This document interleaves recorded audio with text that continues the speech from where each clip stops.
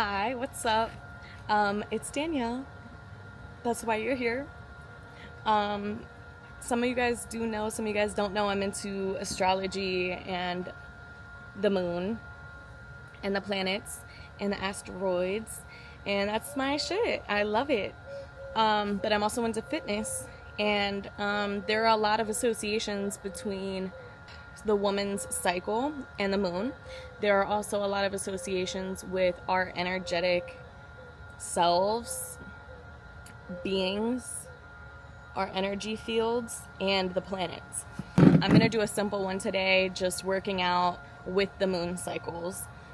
This is also going to correlate to a woman's cycle in a lot of ways.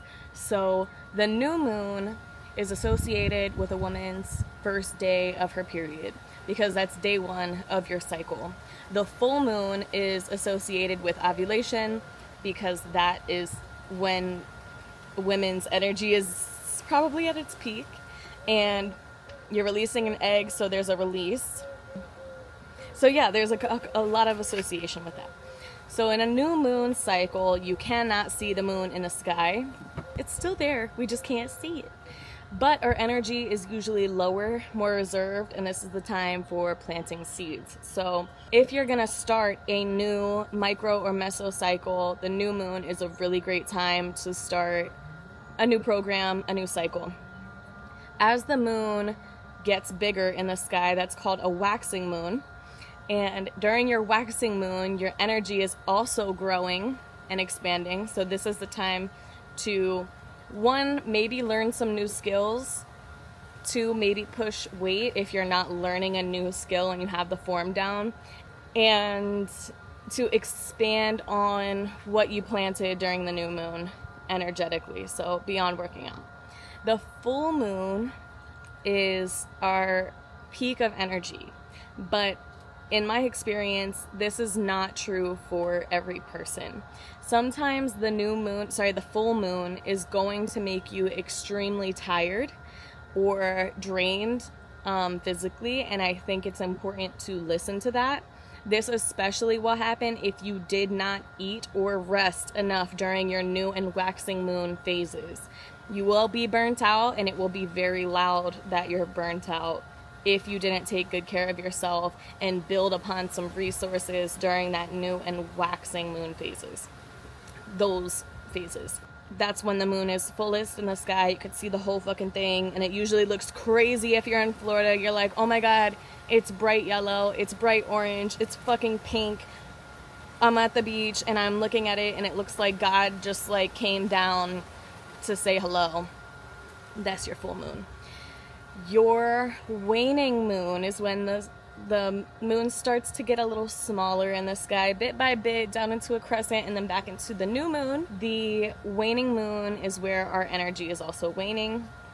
This is a good time to maintain. This is your maintenance phase. Now, do we expect this to be perfectly true every cycle? No, absolutely not. Because sometimes when I've taken really good care of myself through the entire cycle, I have energy to push my weight even during the waning moon. Sometimes when I may be getting my period, or I may have not rested when I needed rest during the full moon because I was like, no, I'm supposed to have energy, I'm gonna push it. Now during the waning moon, I'm totally fucked. I'm like, I have no more resources left. Because I didn't take care of myself. I didn't listen to my body. So all in all, like, astrology is really just a reminder of listening to your body and listening to yourself, your intuition. And to be able to listen to your body and its needs throughout the entire cycle is extremely important, because if you want to receive the gifts that the Astros can gift us when they are aligned, then you have to be in alignment with that. Pushing yourself to burnout is never the way to do that. I am definitely a trainer that promotes rest, because muscle growth cannot happen unless you are rested. You will never fully recover without sleep and food.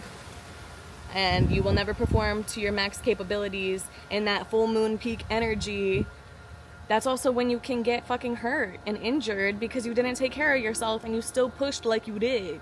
Your body is like, what the fuck, bro? That is, in short, the moon with physical activity. Now, the moon with a cycle, new moon is associated with the first day of your period. Waxing moon would be, I believe, your follicular phase. So you're gaining energy, there's more estrogen in your body, etc. Then full moon, ovulation time, you're mad horny, you got energy, you're flirtatious, you're sensual, you're sexual, you're creative. You're like, yeah, bitch.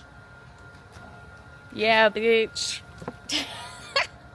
And then the waning would be your luteal phase, when you start wearing your sweats and putting your hood on when you go to the gym and being like, don't fucking talk to me, I fucking dare you.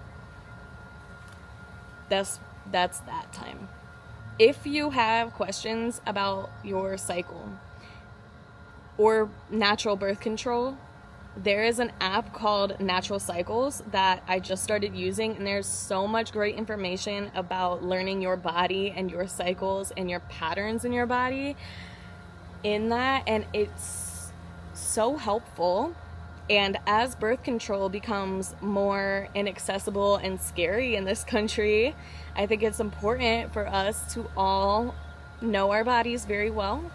So I am not sponsored by them, but I did just discover it via a recommendation this weekend, and I'm liking it so far. So try it out. All right, deuces.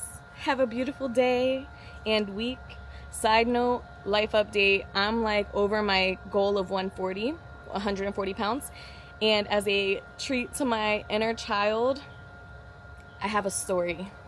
My story time is when I was very little, Victoria's Secret had a bombshell bathing suit.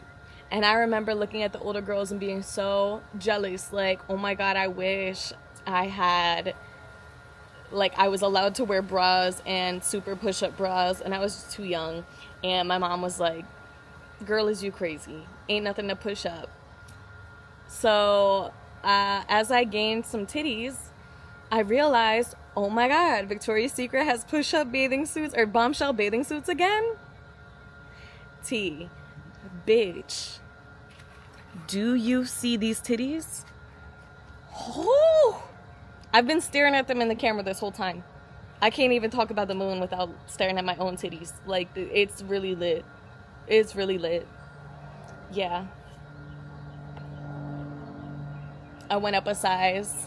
It's also important for women to know that your body fat percentage should be around 20% at least for you to have a regular cycle and not to fuck with your hormones and fertility.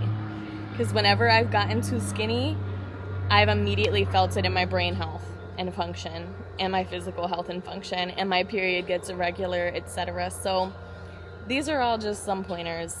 I love y'all. Have a beautiful day.